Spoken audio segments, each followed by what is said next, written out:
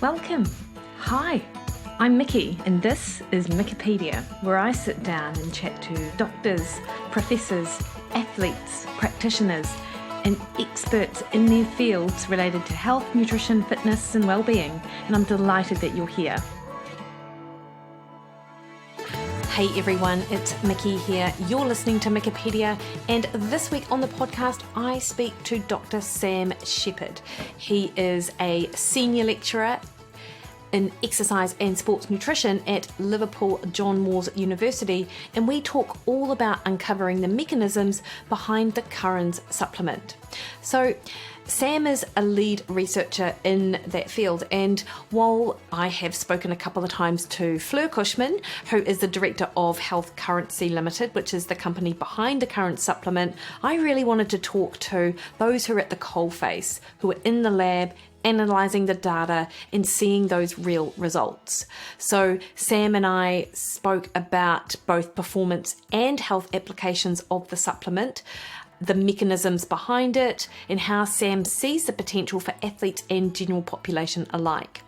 And what I found really interesting with this discussion is just how, Sam really came at it with a skeptical science mind, which is, as sort of real scientists would tell you, how you should always approach a topic. And now that he's done a ton of research in the area and he's also witnessed results being replicated in other labs, he's really excited for the future work to be conducted to understand further how the supplement can help. And that is, of course, both for athletes and the general population. Now, you'll see as we sort of come into the conversation that Sam and I were just sort of already talking, and we just sort of left that little bit in. In addition to the Curranz supplement research, Sam and I also talk about his work with a wider research group, all about the concept of fueling for the work required, and how research looking at fueling the athlete has changed what we know in that space over time. So it is a wide-reaching conversation, and I think you're really going to enjoy it, regardless of whether or not you're an athlete. So Dr. Sam Shepherd, Senior Lecturer in Sport and Exercise Nutrition, is an academic staff member with teaching duties at Liverpool John Moores University.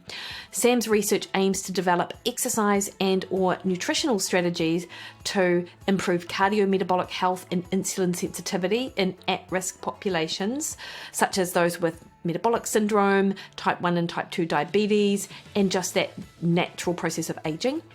But he also is interested in maximising the metabolic adaptations to acute and chronic exercise training. Contributing to achieving these aims is a large body of work that focuses on understanding the molecular regulation of skeletal muscle lipid metabolism. Sam is also an expert in the use of immunofluorescence microscopy and transmission electronic microscopy, methods which are integral to previous and ongoing research studies. And Sam and I actually talk about this, but not in a very, don't worry, geeky, nerdy way that you have to particularly understand, but I was super interested in that because it involves mitochondria, and that's a real buzzword right now. What I would also say is that Curranz have come to the party for this podcast, and for first-time purchasers, you have the opportunity to get yourself started with 25% off that initial purchase of the Curranz supplement. And that is using the code Mikki, that's my name, pretty easy, right? And the link is over on the show notes, or go direct to their website, www.curranz.co.nz. And before we crack on into the interview, I'd just like to remind you that the best way to support the podcast is to hit the subscribe button on your favourite podcast listening platform. That increases the visibility of the podcast out there in amongst the literally thousands of other podcasts, so more people get the opportunity to learn from the guests that I have on the show. All right, team, please enjoy this conversation that I have with Dr. Sam Shepherd.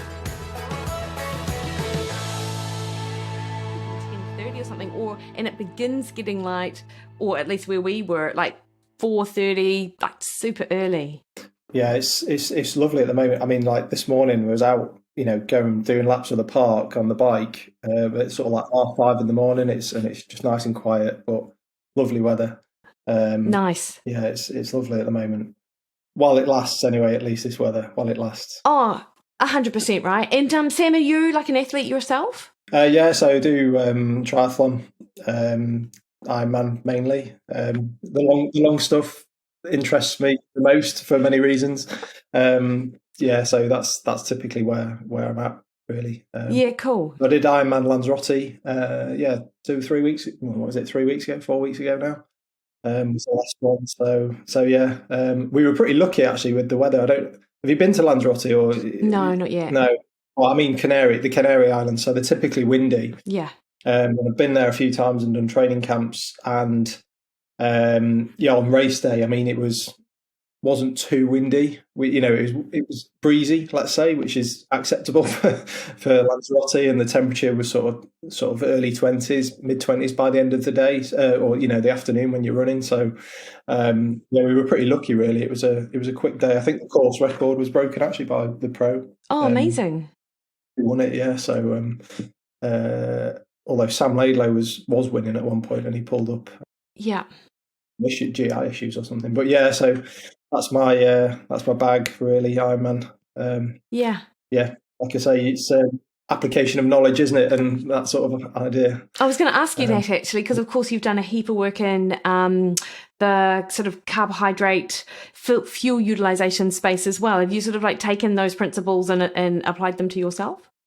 Yeah. So I suppose a lot of that work, and I know you wanted to talk about it, which I'm sort of happy to, but yeah. I was sort of on the periphery, at least in terms of study design and things. James and Sam led that work, and Mark Kieris more recently, and Kelly Hammond. But so I was kind of like a supporting role, but I've got involved in probably in a little bit more in the last few years with James and doing a bit more of that work. But yeah, it certainly helps to you take those principles a lot and apply them to yourselves. I mean, we also kind of had as everyone did during COVID, you sort of go, oh God, what's going on with my life and things like this. And me and a girl I work with, we set up like a nutrition consultancy business, which is nice because that allows the sort of application of that knowledge, which was, I think sometimes, I don't know, in academia, you do the studies, but you never really see the end user. And certainly trying to do some consultancy work as I have the last 3 years now, it's a nice way to use that knowledge and apply it and actually see the results of it. Yeah. Rather than do a study and hope it works in the real world for some people who you're never ever going to meet. So it's quite nice to be able to do that as well as the kind of academic stuff. I agree. And I spoke to a colleague of yours, Brendan Egan. He was saying the same thing, is that, he works in the sort of exercise, aging, ketone type space. But also on the side of that, he was also a consultant. And so he saw sort of from what the research or the literature was saying about exogenous ketones, getting these quite different reports from the people that he was talking to, which is, super interesting. I mean, straight away, the carbohydrate sort of periodization, fuel for the work required, I certainly set out initially with, this will work for everyone. And no, it's so individual. And also, work with a lot of sort of age group athletes, and it's how you bring it into their daily lives when they've got work and other family stresses and things like that. It's sometimes it's not possible, for some it is, and they potentially see the benefits of it. Yeah. But it's very individual, whereas you read a paper and you think, that'll work in everyone, and job done. I know. Do you find, Sam, as well, that is there a difference for you with regards to working with your elite athletes versus the age grouper? Like, because in my experience, the elites seem to be able to handle more carbohydrate, go super hard, have less of those GI issues. And then when you are working with someone who is as not as serious, maybe, but they're very serious about their sport. But it's just a different play. It feels like a different playing field when it comes to that nutrition piece. Yeah, I think that's fair to say. I mean, we work with a lot of age group athletes where you say to them, how much? There was a classic example this week, actually. Yeah. I've started working this, all right, you need to fuel at sort of 90 to 100 grams of carbs per hour for this ride. 3 or 4 hour ride he was doing at the weekend in a sort of prep session, and he was like, came back, he's like, I've had 1 pack of Cliff Shot Blocks per hour. Is that about right? And you're like, no. Yeah. Like, Yeah. what have you done previously? And he's like, well, I used to do that in 70.3, but I really used to struggle on the run. And you're like, well, yeah, you're fueling about 50 grams of carbs an hour. I'm not surprised you're like absolutely Yes. dying on the run. Yeah. So it's more that, and then the top end guys tend to know that and have been working at that, and it's just tweaks here and there, really, for those people. Yeah. Or at least in triathlon, that seems to be the case anyway. I think most people are quite aware of the guidelines, I suppose, and then it's just figuring that out relative to the races that they're doing, and how they're going to carry it, for example, and things like that. And around those sorts of challenges is the main sort of thing for those guys. But they can certainly tolerate more, and they're also happier to do it in the training. Whereas I think the age groupers are a bit like, yeah, well, firstly, it's the cost of a lot of this sort of stuff, which is one issue. But also, a lot of them come with the idea that, I want to lose a bit of weight. And you're like, okay, but if you fuel your training appropriately, then you will, because you're not going to overeat later in the day or something like that. So I think that's the main challenge for those guys. Yeah. Yeah. And Sam, how did Lanzarote go? Yeah, good. What was that, 10th overall? So yeah. Oh, good job. With that age group, yeah. So it's crazy the strength of the age group fields in general, though. I mean, what was I, like 5th in my age group? But yeah, 10th overall. But I think we worked out the top 10 would have finished top 15, within the top 15 in the pro race. It's just like it's just crazy, the standard. And you think, maybe you train like 15, 16 hours a week. You think, how can I possibly do any more? Or yes, what kind of how do you move this on in terms of those results? But you just have to accept that there's a lot of people who are probably working part-time and training the rest of the time. Particularly in triathlon, I think it's sort of affluent sport, isn't it? In terms of finance, you get a lot of people, particularly older people, actually, who've maybe retired early, and they're just training like 25 hours a week or something, and you're like, well, you can't compete with that. So no, and a lot of my clients have sort of at that like mid-30s, late 30s, maybe early 40s. They've got a family. They've sort of established themselves within their career, and now they're like, I just want another challenge, and they've got the resources behind them and and in some instances that flexibility of time to be able to spend those hours, really killing it actually. Yeah. It's crazy. You just you can get really sort of downbeat by it. I think sometimes if you think, I'm putting all this effort in and I'm just not really seeing the result. But you've got to remember it's a hobby at the end of the day as well. I'm doing it to for fun. Yeah. That's why I always have to remind myself when it's going when it's tough in races. You think, actually, I've chosen to do this. So, yeah. When you're deep into a marathon, you're still questioning yourself, but you're trying to tell yourself that. Yeah, you just have to bring the Dave Goggins, Sam. Yeah, and then you're like, sweet. Yeah. So, Sam, can you give us a bit of your background? So, how did you get involved in sports nutrition and your sort of interests in this sort of research space?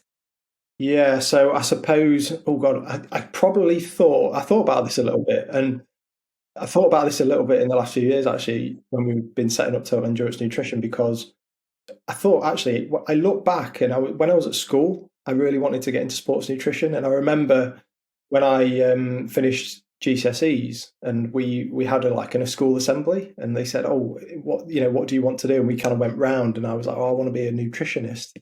And I really like PE, so you sort of, that's the thing that you want to do. And it's sort of, weirdly, in the last few years, it's become true, which is quite nice.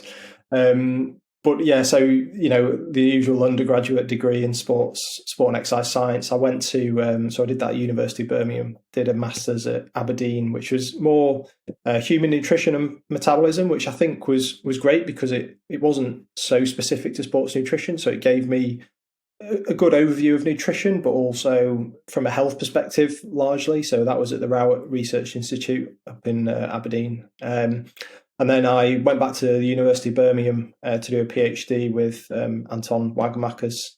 And that was focusing on really exercise training and particularly high intensity interval training, which was quite, I suppose, a hot topic at that time. And we were interested in how that could be used to improve insulin sensitivity and reduce the risk of type 2 diabetes in sort of ultimately in overweight or obese individuals. And I was coming at it from more of how can we, or what effect is high intensity interval training having on substrate metabolism. So I've got probably my main focus is on lipid metabolism, fat metabolism, essentially. And so, the relationship between fat metabolism and health and insulin sensitivity in particular was where I was at. And so, I did my PhD and then a kind of postdoc for about a year, which was trying to take high intensity interval training a bit more mainstream, let's say. So it works in the lab, but we want to see how it works in a more real world setting, which we kind of did a nice study with about 90 people, doing a high intensity interval training program over it took about 12 months to do that. And then after that, moved to Liverpool John Moores University in 2012 to take up a lecturing role there. And then, I've just continued that sort of high intensity interval training related work and health in the first instance. And then as I've started working with people like James Morton and Graham Close at Liverpool John Moores University, sort of gone down a little bit more of a nutrition pathway. But ultimately, I think, if I describe my research, I'm interested in substrate metabolism, so fat and carbohydrate metabolism, and how we can probably manipulate, well, firstly, understand the mechanisms of that, but also how we can manipulate that to, either improve health or maybe enhance the adaptation to training and therefore improve performance, essentially. So, that's kind of me in a nutshell. Yeah. And Sam, what was sort of the major outcomes of your earlier research, which you're sort of like, you've progressed that over the last 10 years, but with your PhD and particularly your postdoc in that real world setting? Yeah, so it was at a time, I remember we had a sort of seminar when I was starting my PhD, in fact, from Martin Gabala, who's of course at McMaster, and he led a lot of that research in high intensity interval training at the time, with Kirsten Burgermaster, and we were really interested in how that could be adopted from a health perspective because of the sort of time efficient nature of that type of training. And so I worked with one of my colleagues who's also at Liverpool John Moores University now, Matt Cox, and he was interested in the kind of improvements in sort of cardiovascular related outcomes, so endothelial function and things like that. I was more interested in how high intensity interval training would drive adaptations in muscle related to substrate metabolism. And ultimately, we showed that it could improve fat oxidation to a similar extent, and particularly the use of the fat that's in the muscle, so the intramuscular triglycerides, to the same extent as more traditional endurance training. So that was quite nice, quite unexpected in many ways, and that meant that, or the theory was that if you're increasing the capacity to use the fat within the muscle, that would potentially lead to an improvement in insulin sensitivity, because we know that if you accumulate fat in muscle, particularly if you're sedentary, you don't do much exercise, and that can be quite harmful to metabolic health, essentially. So that's, so we kind of proved that, let's say, in sort of lean sedentary individuals in the first instance, and we repeated that in an obese cohort, and that was my PhD work. And then we said, right, it works in the lab. Ultimately, the next step is to take this out into the real world. So we set up basically similar to a spin class in many ways. That we use the spin bikes, in fact, at the leisure centre that was on site at the University of Birmingham, and basically we had one group doing endurance type training on the spin bikes, and then another group doing high intensity interval training. And again, we just looked at some very basic sort of cardiometabolic outcomes there. So just insulin sensitivity, changes in VO2 max and things like that, really. And again, showed that you could get similar benefits in terms of those cardiometabolic outcomes as you did with the sort of more typical endurance training. But the nice thing was that more, when we looked at some of the psychological aspects, let's say, and motivation, I didn't lead that because that's not my expertise. So you collaborate with someone else. But we were, we saw that you're more motivated to do that type of exercise. People engage more with it, they adhered more to it. So That was quite a nice outcome, really.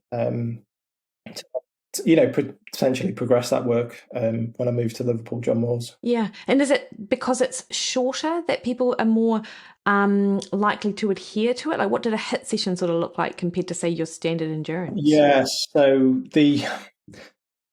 in the lab, they are very, I would call them extreme in many ways, that you're doing, it's the Wingate type, 30 seconds of all that effort, 4.5 minutes rest, and repeat that several times. And when we took that, we kind of softened that a little bit as we took it into the real world, if we like, where it might be sort of a minute on, minute off style of high intensity interval training. And it's all very self-selected, of course, in terms of effort. And you were just asking people to raise their heart rate to maybe 80 to 90% of their sort of max, or working on how out of breath do you feel. So you're trying to make it a bit more in terms of a feeling, I would say, and that's what we've tried to do in the real world. And there's my colleague Matt Cox. He's done a lot more work in more recent years on how that can be applied in more clinical settings. So we actually did some work in type 1 diabetes patients when we first moved to Liverpool John Moores University, and that was quite nice, showing that the high intensity interval training could kind of get rid of the hypoglycemic effects of more moderate intensity exercise. And that's why a lot of people who are type 1 diabetic might not like exercising, because if you just walk at a moderate pace or run at a moderate pace, then you get a decline in your blood glucose essentially in those people. And whereas the high intensity interval training, you stimulate glucose production by the liver because you're getting greater increases in adrenaline, and then you sort of in a safer zone from a glycemia perspective. But he's also taken that on now and doing some work in a number of different clinical populations, like even in some sort of more pediatric sort of stuff as well. But yeah, it was an interesting time, let's say. Yeah. But I suppose the main reason people tend to prefer that is that it's over quite quickly. Yes. Yeah.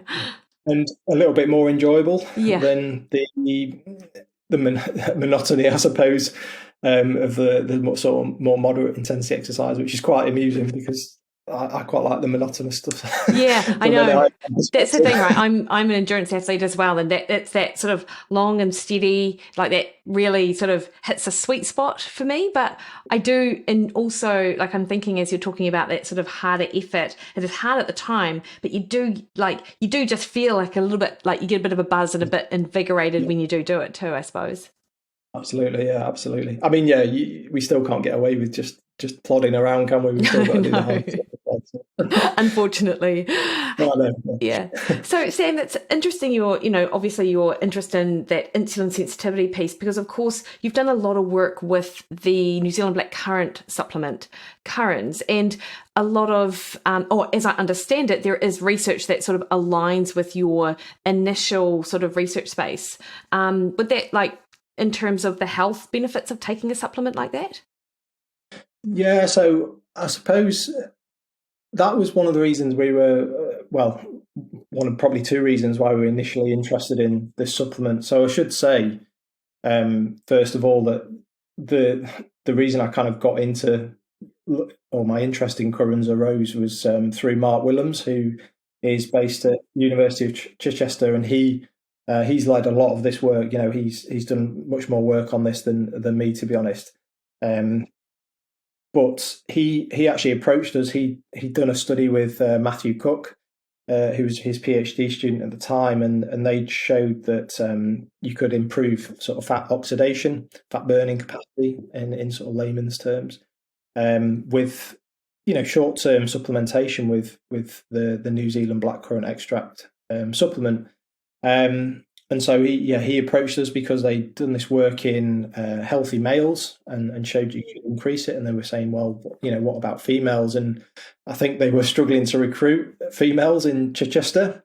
And I was semi-confident we could recruit some in Liverpool. So I sort of took on that challenge, let's say. And so we did this study up at LGMU, basically replicating one of the studies that Matt Cook had done in males, and just were also interested if the effect continued into females as well.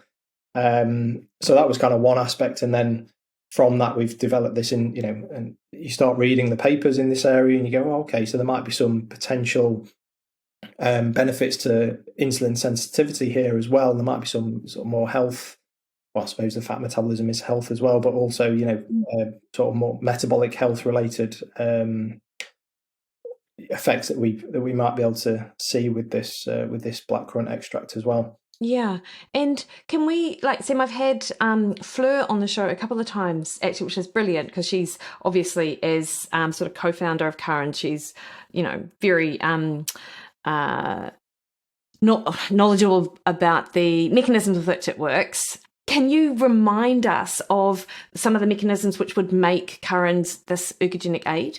Yeah, so I think for me, in terms of its ergogenicity, I think one of the things to say straight away is that, let's be clear that, it's essentially a polyphenolic compound, and it's found in, fruit and vegetables essentially, and as all polyphenolic compounds pretty much are. And so if you have a higher intake of fruit and vegetables, then there's definitely that's great for health, let's say. And we know that full well.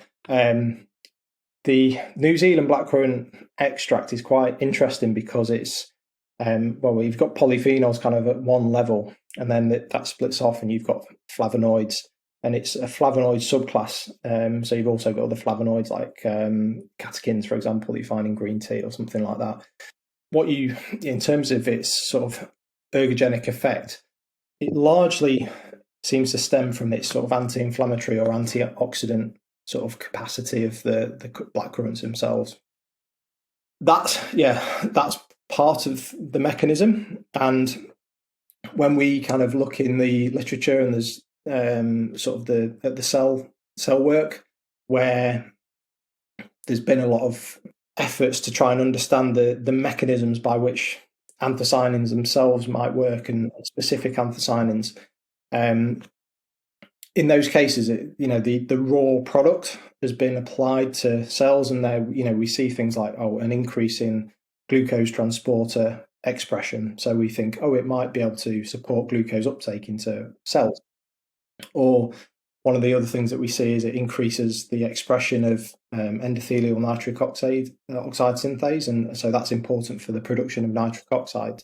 So we also think it might be important in regulating blood flow, and that might be one of the mechanisms. But I don't really think we know the precise mechanisms by which the extract itself will work. We have an idea from some of the cell work, and I guess this is what we're trying to do at Liverpool John Moores University now, and have been for the last few years, is look at what are the benefits, but ultimately answer why we see some of those benefits as well. Yeah, because I guess when you're doing like a petri dish type study, you're looking at cells in isolation from the entire organism, if you like, and things don't generally work in isolation. Would that be how you sort of see it?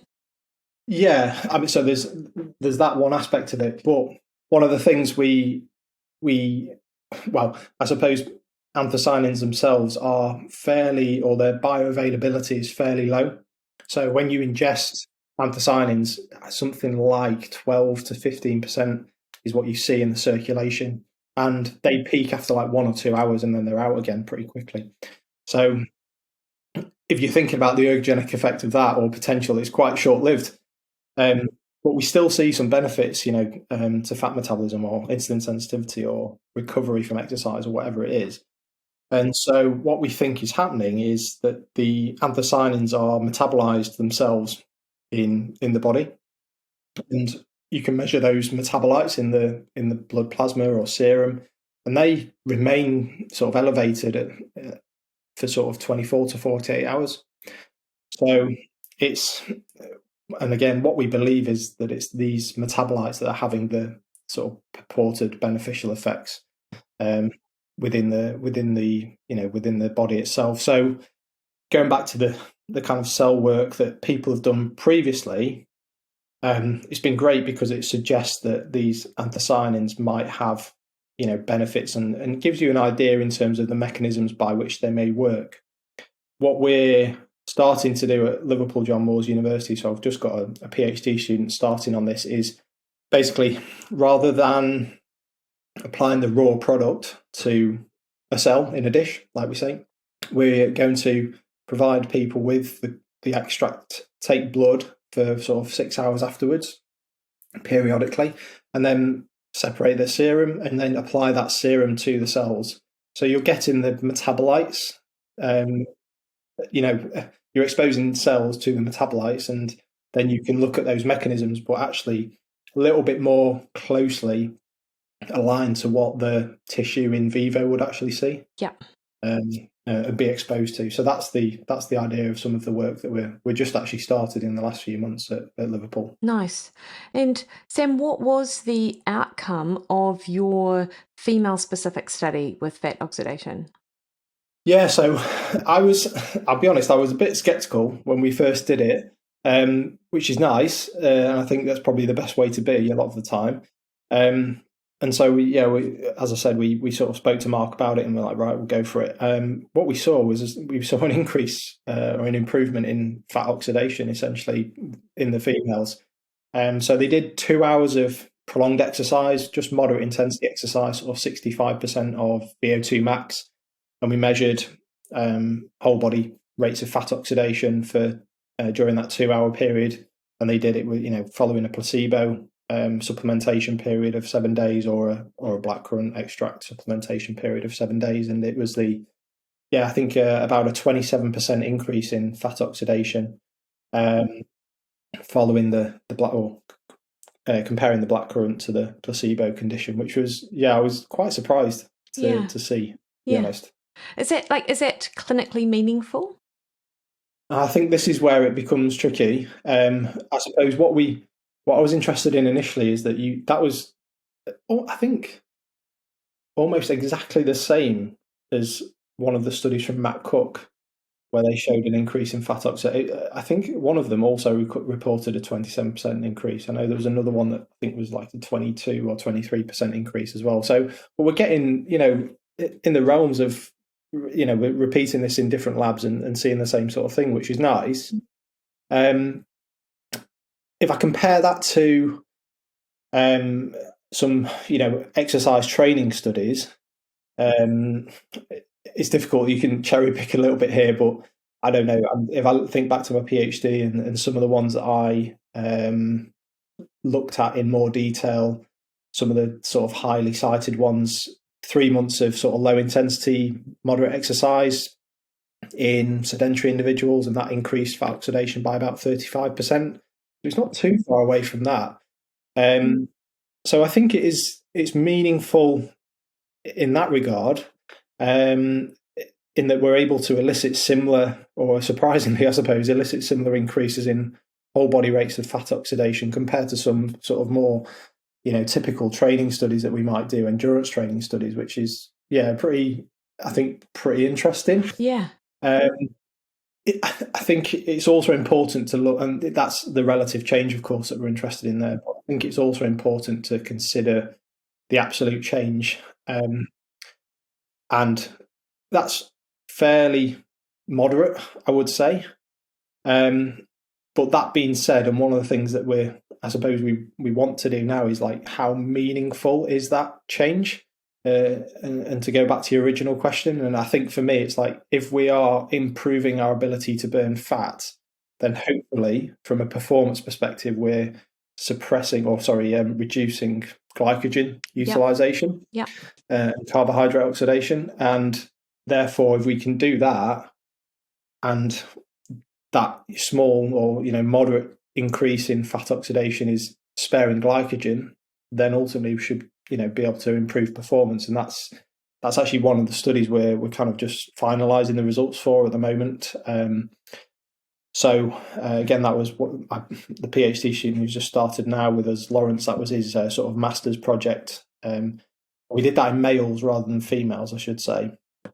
We very controlled, a lot of dietary control to ensure we started with the same levels of muscle glycogen. We did depletions before and things like that to really normalize glycogen.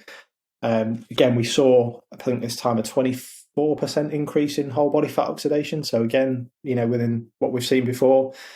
And one of the things we're doing at the moment is doing the glycogen analysis, because after the 2 hours of prolonged exercise, in this latest study, we just did an exercise capacity test. So basically, you cycle for as long as you can at 150% of lactate threshold. So it's fairly short, but it's ultimately dependent on muscle glycogen levels. And I think it was something like, of the, I want to say 11 participants, I think 9 of them improved their performance with the Curranz. So I can't remember the exact numbers in terms of what that was. But, that suggests that, or to me at least, that there might be some sparing effect on glycogen there. But yeah, well, I suppose all I can say is watch this space, because we're kind of finalising that analysis at the moment. But I think that, potentially, in terms of performance, could be one of the benefits for the Curranz supplement. Yeah, and Sam, were these in? It sounded like the female cohort was an untrained cohort. Is that correct? Yeah. So probably we had a bit of a. Trying to think now. We had a bit of a range. There were some cyclists in there, but then some people who were, let's call them, I wouldn't say sedentary, like more physically active. They were still exercising and they were accustomed to endurance exercise, but they weren't, serious cyclists, let's say. So a bit of a range in that respect. I think it's worth saying that certainly Mark Willems at Chichester has, over the last few years, has done some of this work in certainly sedentary individual males and females, and again they show that there's improvements in fat metabolism during walking in those people. Yes, I've seen those studies. Even across that sort of spectrum of physical activity, we're seeing similar benefits to fat metabolism, at least. Yeah. And do we think then, Sam, if I'm thinking about your sort of triathlete or ultra runner who is well trained, is it likely, are we thinking that it would still be an additive effect, or do we just not know that yet? Or what's your gut feel on that? Yeah, so I don't think we really know that yet. Again, I'll refer to one of the papers recently from Mark Willems. So they did a case study and they took an ultra runner. And they did basically 7 days of Curranz supplementation, and they looked at substrate use before and after that period. So no placebo condition in this case. And this was an N of 1, of course, as it's a case study, but they did see improvements in fat metabolism just with the 7 days of Curranz. So I think there's more work to be done in that space for sure, and whether those benefits are realised to the same extent, if at all, in the sort of higher end athletes, let's say, compared to your sort of moderately trained people that you're doing this work in. Yeah. And I mean, anecdotally, I know a lot of people take it and a lot of people love it as well. And I take it also.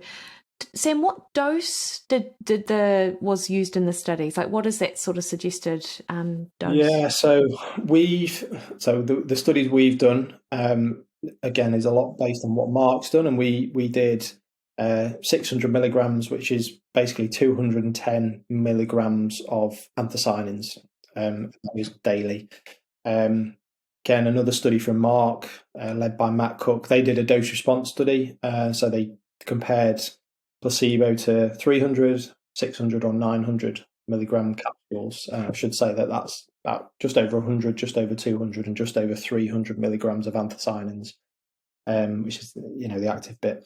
And they didn't see an increase from 6 to 900 there.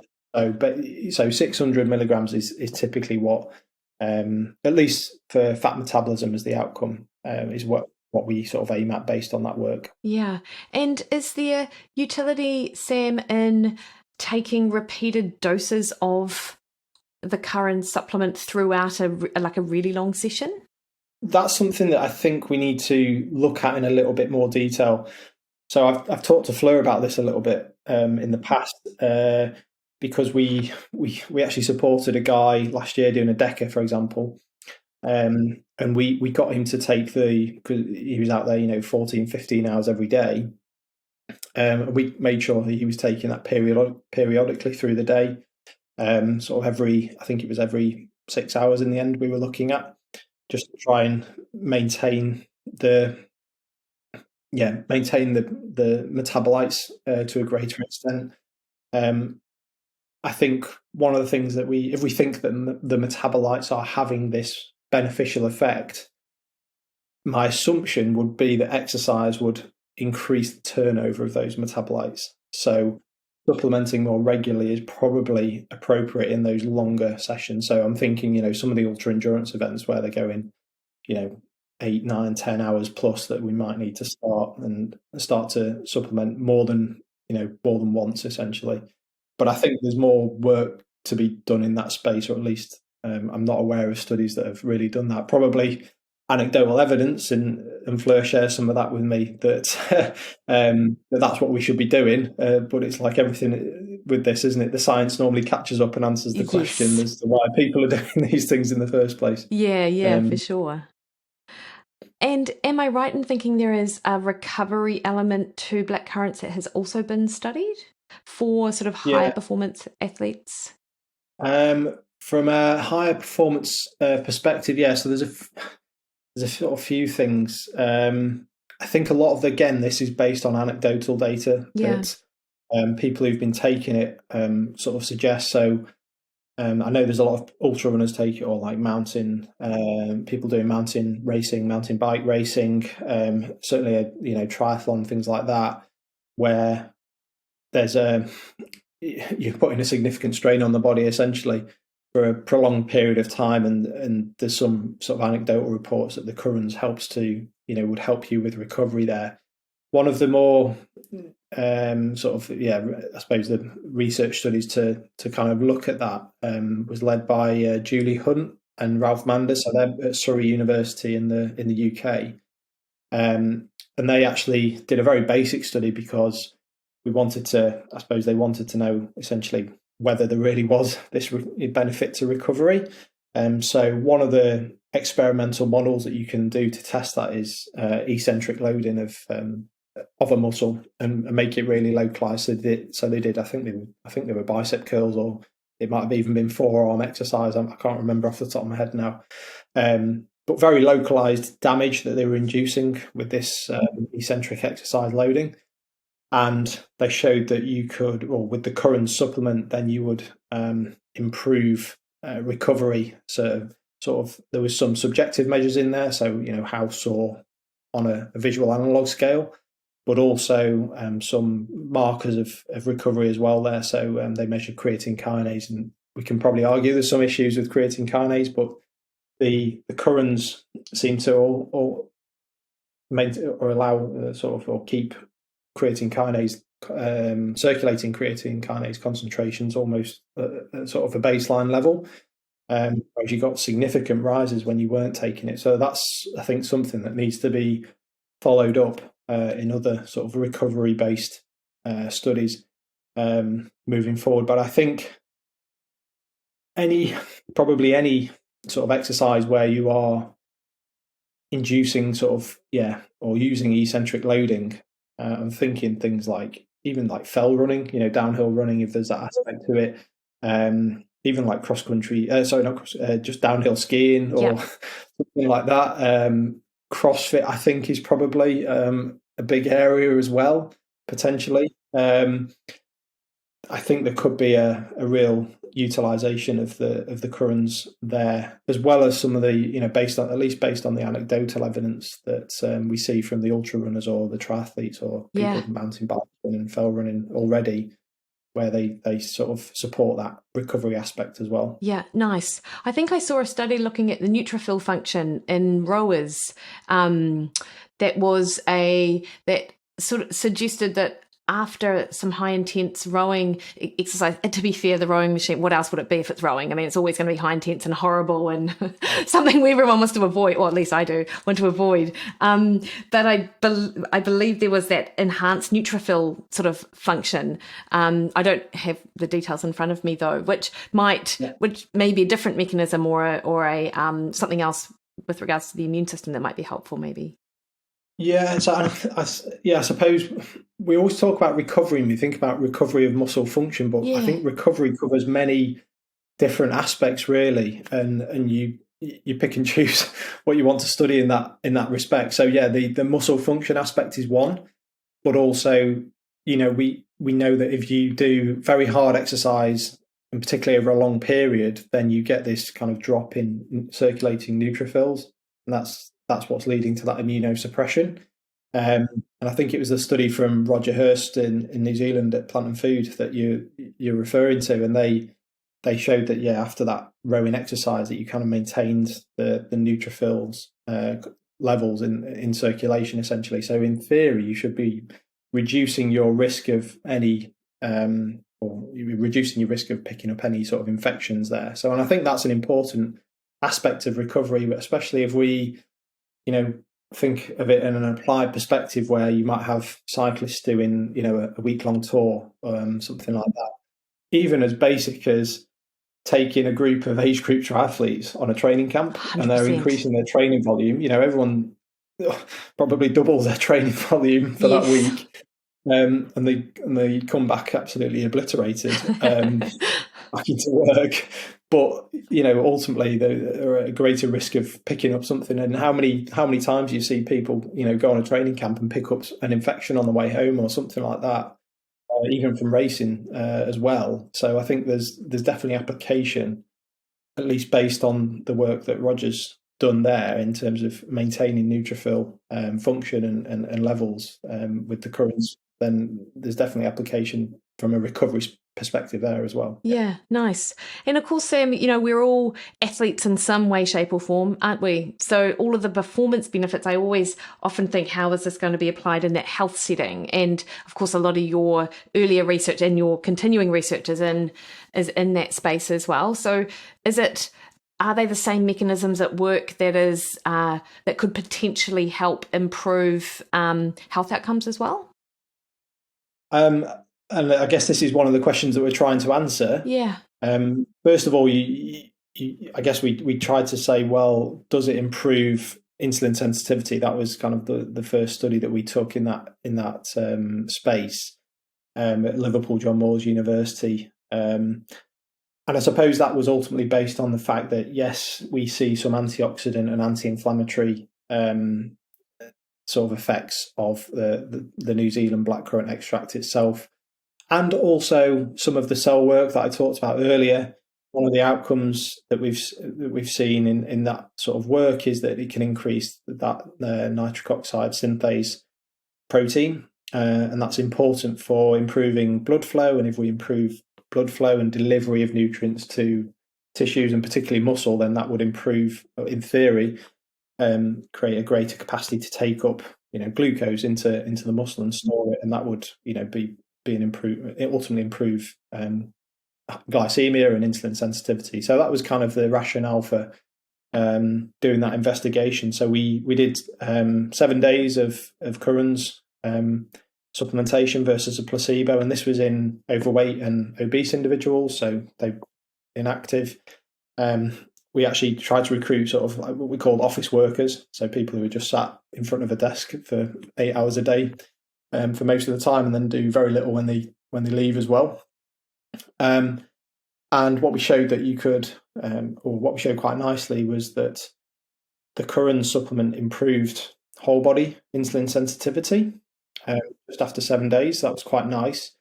One of the and that was assessed in the lab. So we do something called an oral glucose tolerance test, and again, it's sort of a clinical test, if you like, a very basic clinical test. You provide 75 grams of sugar basically, or glucose, and then after 2 hours you take serial blood samples and you look at the glucose curve that is generated, and you're looking to see how quickly that glucose is cleared from the blood as a kind of marker of glucose tolerance and insulin sensitivity.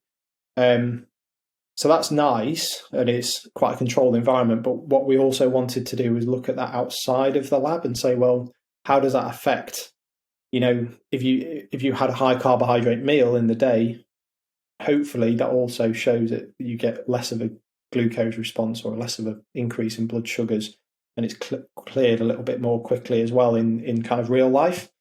So in that study as well, we used continuous glucose monitoring systems.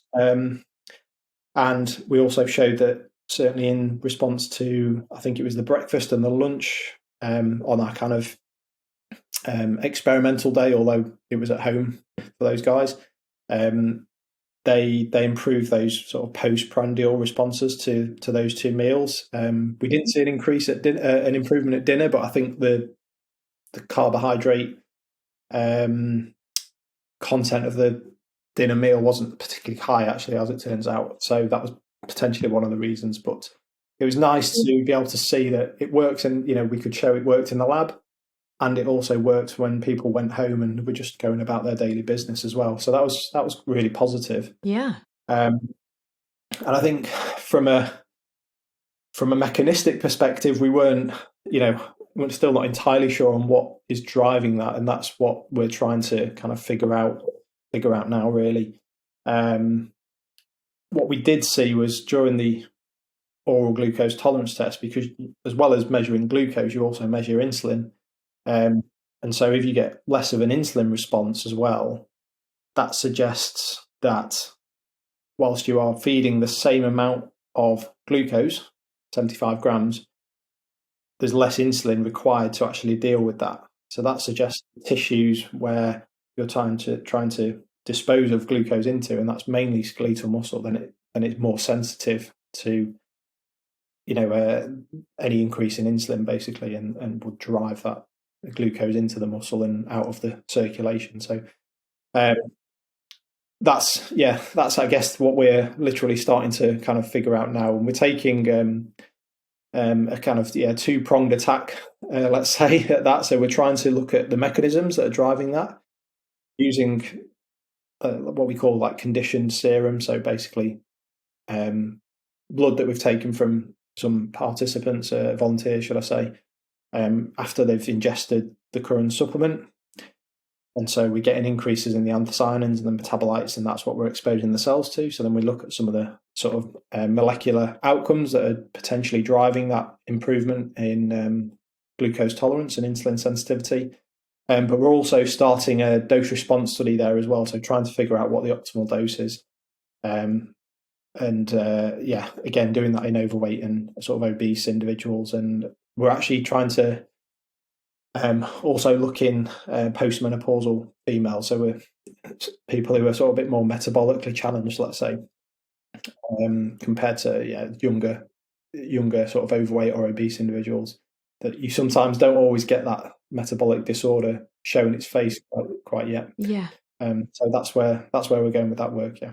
That's awesome, Sam. So, and just a few questions. One was the dosing. Did you do the sort of CGM monitoring alongside the dosing? So for that 7-day period, they were taking the Curranz supplement, or did they take the Curranz supplement prior to for 7 days? Yeah, so they took it prior to, Yeah. And then it was actually on the 8th day that we looked at the CGM information, the CGM outcomes. I think, looking forward, if we repeat that sort of work, it'd be interesting to see how it, look at it over that 7-day period, or however long we supplement for. And I suppose that's one of the things that we ultimately need to figure out is all these studies are 7 days. Yeah. But what happens if you take it in the longer term? Yeah. Whether that's for a performance outcome or whether it's for a health outcome, that's certainly an area that needs further work. Yeah. And then I wonder as well, you talked about the metabolites being present in the bloodstream for about 6 hours. So I wonder whether, I mean, it doesn't sound like, unless they took the supplement on the 8th day. I was just thinking about the dinner meal, and you explained very well why there wouldn't be such a response, but I wonder if it would make a difference if there were as a double dose or something. I'm not sure. Yeah, so the metabolites themselves will probably be in the circulation for about 24, maybe up to 48 hours. Cool, yes. Some more work that guys at another university in the UK have done. That's typically what we see. So that's right. You were talking about exercise for the 6 hours, because we go through them a bit more, maybe. Yeah, that's right. Yeah, and that's just my opinion on it. There's no evidence to back it up, but everything turnover in the body is much faster when we exercise anyway, so we'd assume that that's the same for the metabolites. So I think one of the things that we're trying to look at here is whether you get this acute effect occurring And we tried to do it in the study that I described. It was probably a bit messy in reality, because we tried to mimic sort of a what we might think of more typical feeding in maybe, or a meal that overweight, obese individuals do. And we took quite an experimental approach to that. So we had like 50 grams of fat and 75 grams of sugar, and it probably the fat just completely interfered with the glucose and made it really messy. So we didn't really see anything there.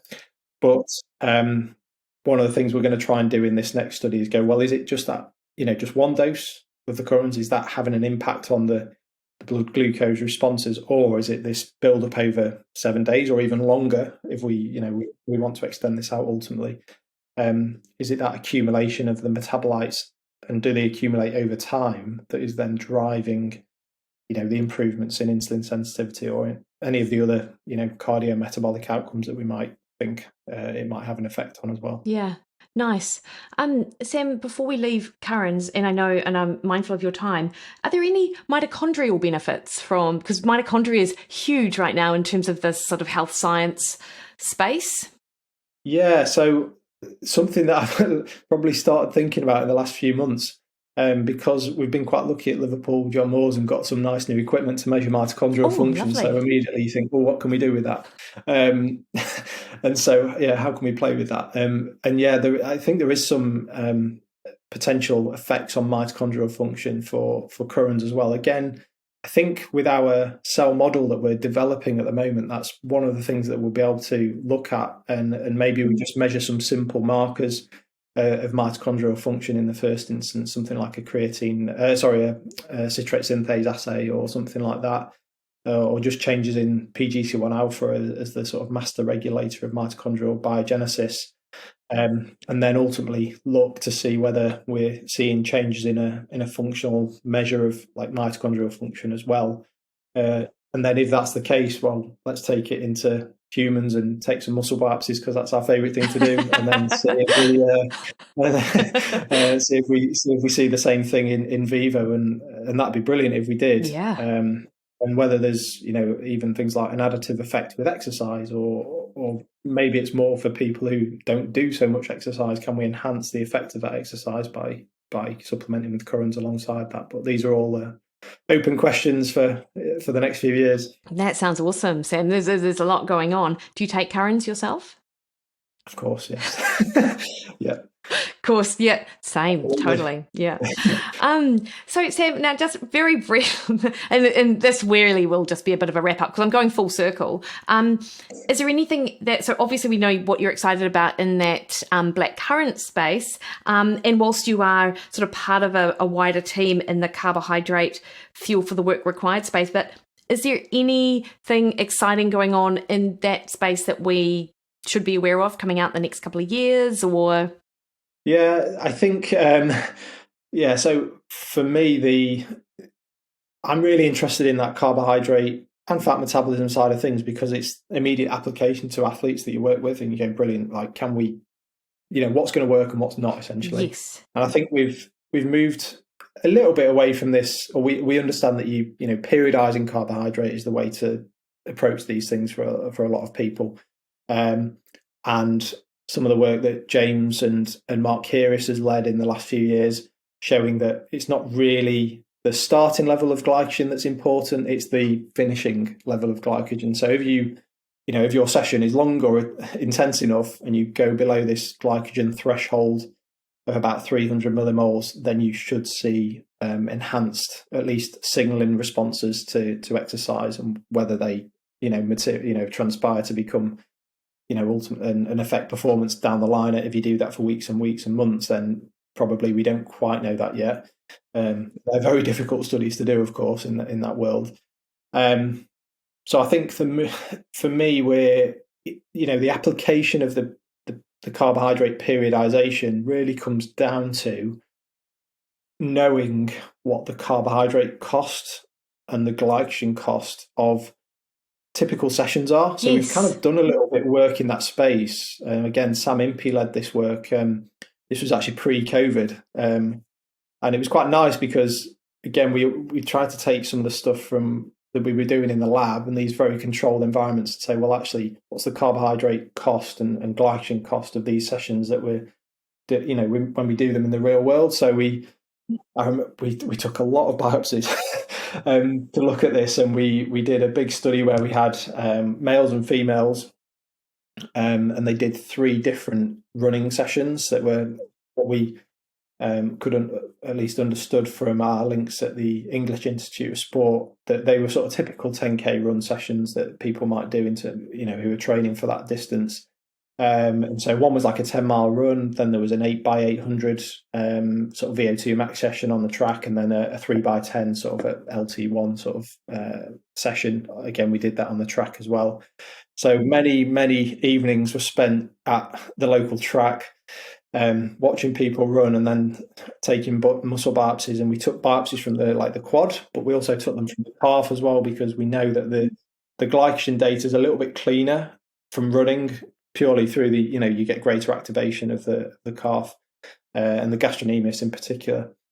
And so we started to build a picture of how much carbohydrate was required for those sessions. And of course, if you know that, then that informs how much carbohydrate you then need to feed, or how much you can, or what's the minimum you can kind of get away with, if you like, to employ some of those periodization strategies. So I think there's work still to be done in that area and starting to understand that. But I think the other thing to understand, and again, this goes back to the application, is understanding the effect of feeding carbohydrate during exercise, and is that going to influence any glycogen sparing? And again, we've kind of done a little bit of work in that area, and it doesn't appear to, at least at the level of the muscle, and probably the sparing effect is at the level of the liver. So I think Mark Heras and James are just starting some work on that actually at this point in time, where they're going to start looking at the effect of carbohydrate on feeding and look at how that might spare liver glycogen using MRI scanning essentially, to measure liver glycogen levels. So that'd be quite neat. But I think that has application for how we fuel sessions, because, and this was one of the issues when you first start doing this, low carbohydrate work, it's impacting the quality of the session that you're doing. So yes, you're exercising with low levels of muscle glycogen, but you can't ride for as long, or you can't reach the same intensity, which we know is also important to drive the sort of performance benefits that we want to generate from the type of training.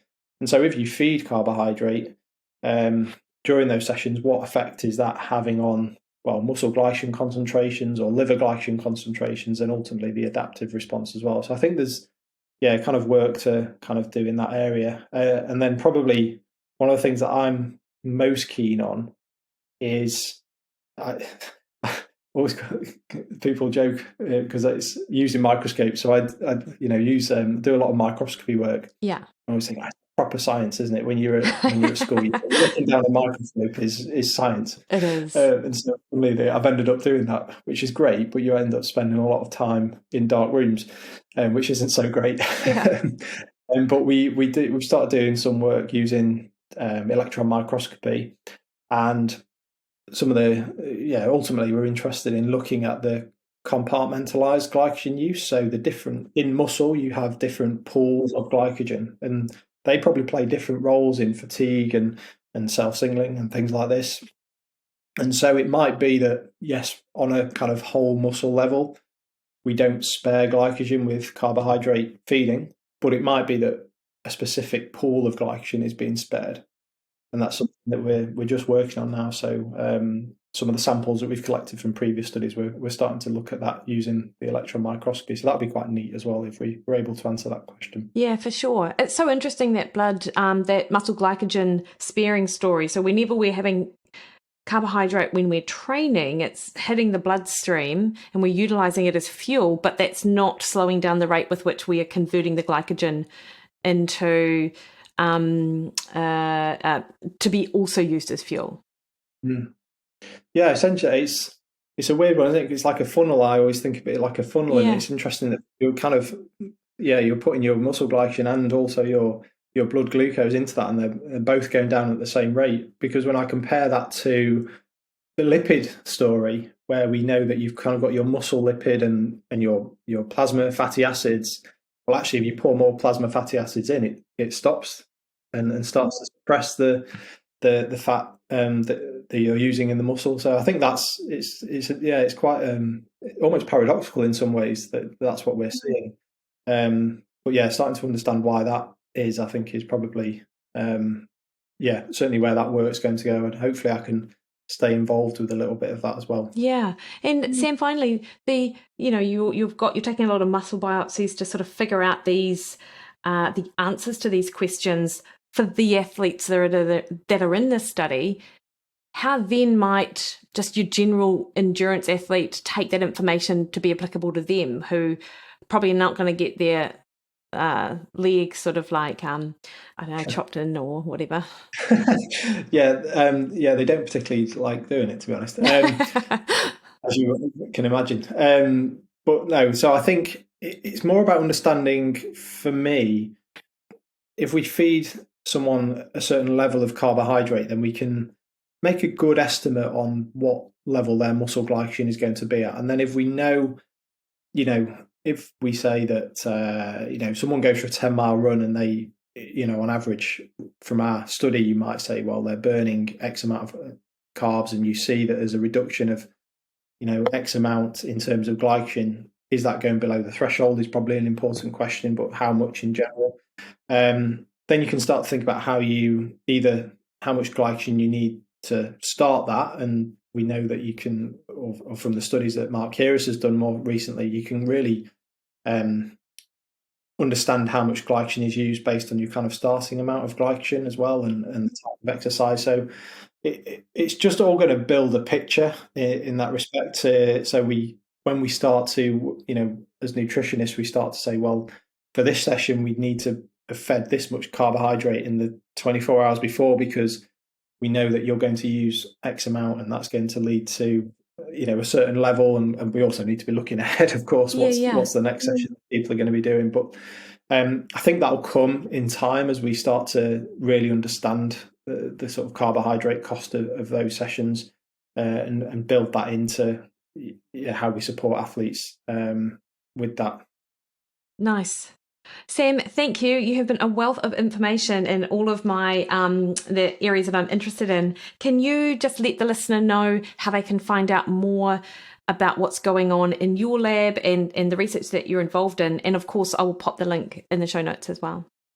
Yeah, so I'm not a big social media fiend, I've got to be honest. So Instagram and Twitter, I'm not big on there, but a lot of probably a lot of stuff is coming from the PhD students, but typically, all the information's on the kind of Liverpool John Moores University webpage. That is my webpage, so a little bit more information about what's going on there really is the main way to find out stuff. That's awesome. Sam, thanks so much for your time this evening. Really appreciate it. Thanks very much.